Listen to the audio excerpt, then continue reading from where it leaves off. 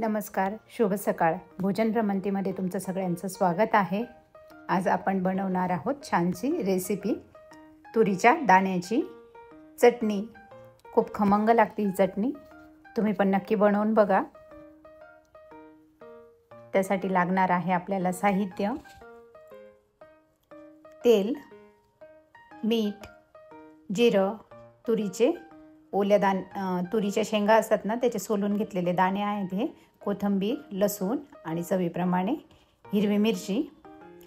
कढई घेतलेली आहे मी, ती गरम करायला ठेवली आहे. त्यात आपल्याला मिरच्या भाजून घ्यायच्या आहेत. असं काळे डाग पडेपर्यंत भाजून घ्यायचा आहे. त्याचा कच्चा पण सगळा काढून घ्यायचा आहे मिरचीचा. चटणी अजून खमंग लागते. मग खूप चटपटीत लागते ही चटणी. या पद्धतीने आपल्याला सगळ्या मिरच्या भाजून घ्यायच्या आहेत. त्यात आपण काढून घेणार आहोत. त्याच कढईत मी तुरीचे दाणे टाकलेले आहेत भाजायला. ते पण आपल्याला छान खमंग असे भाजून घ्यायचे आहेत. आणि हे दाणे काही आपल्याला 12ही महिने मिळत नाही, थंडीच्याच दिवसात मिळत असतात. त्याच्यामुळे पूर्णपणे आनंद घेऊन घ्यायचा मिळाल्याच्या नंतर. याला पण असं काळे काळे डाग पडेपर्यंत छान खमंग भाजून घ्यायचं आहे. ते कंटिन्यू हलवायचे, ते बारीक गॅसवरतीच भाजायचे आहेत त्याला.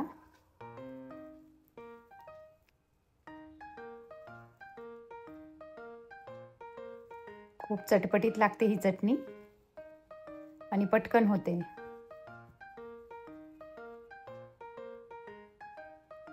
थोडा कलर चेंज व्हायला लागलेला आहे दाण्यांचा.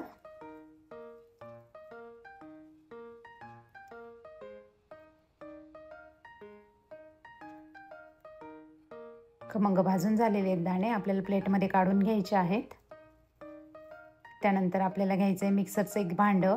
त्याच्यामध्ये लसूण, कोथिंबीर अशी हाताने थोडीशी तोडून घ्यायची आहे ती, म्हणजे मिक्सरला बारीक व्हायला त्रास होणार नाही.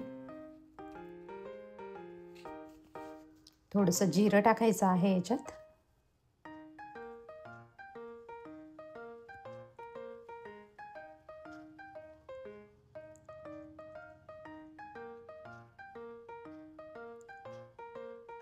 आणि यात टाकायचं आहे चवीप्रमाणे मीठ. आणि ज्या आपण भाजलेल्या मिरच्या होत्या त्या पण या भांड्यात टाकून घ्यायच्या आहेत.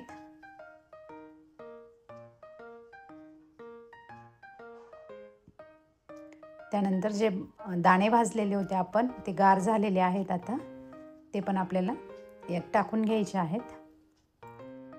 आणि हे मिक्सरला अदरवदर बारीक करायचं आहे. खूप बारीक करायचं नाही आहे, खूप जाड पण ठेवायचं नाही आहे.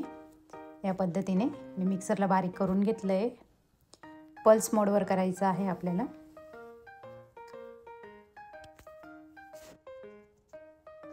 चटणी आपल्याला फ्राय करण्यासाठी कढई गरम करायला ठेवलेली आहे. त्याच्यात आपल्याला तेल टाकून घ्यायचं आहे. तुम्ही म्हणाल की हे कढईला काळे डाग आहे, ते तुरीचे दाणे भाजलेले असे झालेले आहेत.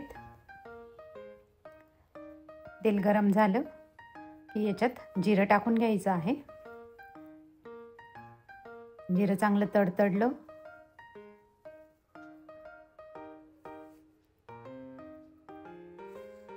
की आता आपल्याला चटणी टाकून घ्यायची आहे, ती वाटलेली.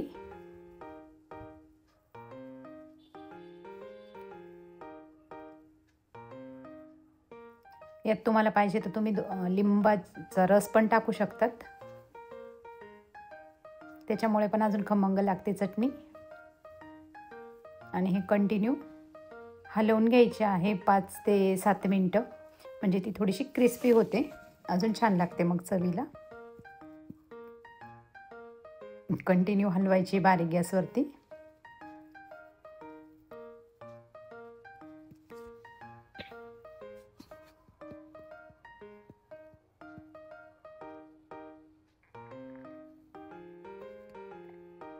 कलर पण चेंज व्हायला लागला आहे चटणीचा आता.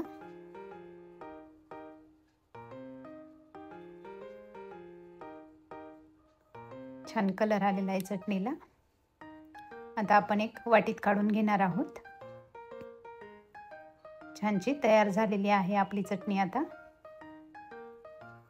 बघू शकता तुम्ही किती छान दिसते आहे. तुम्हाला जर माझे व्हिडिओ आवडत असतील तर लाईक करा, शेअर करा, सबस्क्राईब करा. चला तर मग भेटू अशाच नवीन रेसिपीमध्ये. लाईक करायला, शेअर करायला अजिबात विसरायचं नाही आहे.